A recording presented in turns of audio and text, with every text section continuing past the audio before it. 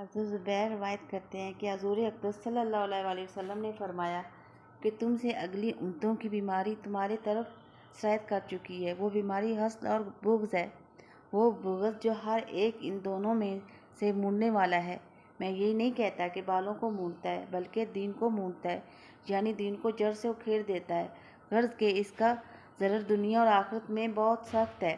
حضرت ابو ہریرہ رضی اللہ تعالیٰ عنہ سردار دو عالم صلی اللہ علیہ وسلم کا ارشاد نقل کرتے ہیں کہ تم حسد سے بچو، کیونکہ حسد نیکیوں کو اس طرح کھا جاتا ہے جس طرح کہ آگ لکڑی کو۔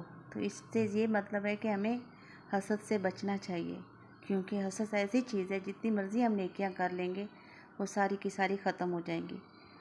اللہ تعالیٰ کو سخت ناپسند ہے کہ کسی سے حسد کرو، بلکہ یہ دعا کرو کہ اللہ میاں جس طرح آپ نے میرے مسلمان بھائی کو نوازا ہے مجھے بھی اس طرح نواز دو، اپنی کرامت سے، اپنی رحمت سے، اپنے کرم